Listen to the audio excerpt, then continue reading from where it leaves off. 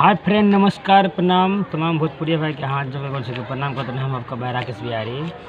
और कहे खातिर ये चाहते नहीं कि पवन सिंह, पावर स्टार पवन सिंह के फिर से तबाही सॉन्ग जिधर आप लोग दुलार प्यार देने के लेला पुदीना, वही गाना के ऊपर है कि लेला पुदीना के ऊपर है।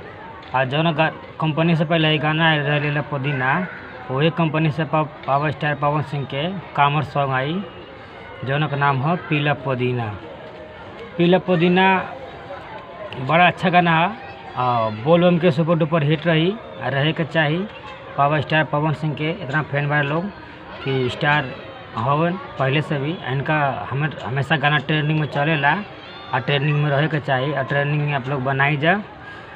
बताओ खाते चाहते नहीं कि एक डायरेक्टर पता के हो सकता जो गाना लेला पुदीना के कहले रहलन रवि पंडित जी और पवन सिंह अपना मधुर आवाज़ में सजौले हन और वही कंपनी में आई वेब म्यूजिक में।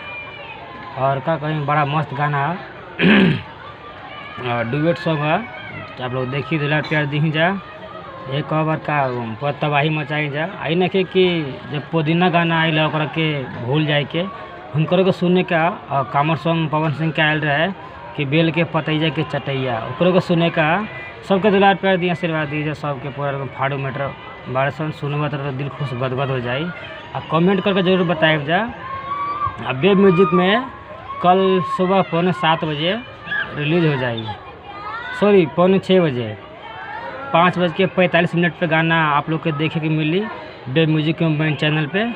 तो आप लोग जाके तैयार रही जा। पवन सिंह के जितना फ्रेंड है पूरा तैयार रही। हमके पता बा कि तैयार कहला से ना होकला, वो लोग पहले ही बेसब्री से तैयार रहलन कि कब ले भैया गाना आए कब ले तबाही मचाई। तो याद नहीं कि आप लोग बेसब्री से इंतजार करत हो कब आ करे के भी चाहिए आ करत रहेला। तो पवन सिंह के सॉन्ग आवेला जरूर देखब जब कल सुबह 6:45 वेब म्यूजिक में। तो आप लोग दुलार प्यार दी आशीर्वाद और कमेंट करके बताएं जाए के न्यूज़ देख लें के ना तो नीचे में केकरा गाना अच्छा लगल केकरा के ना लगता वो जरूर कमेंट करके बताएब जाए। अच्छा ना लगे कोनो बातें नहीं किया, अच्छा लगे जरूर लगे। नमस्कार भैया।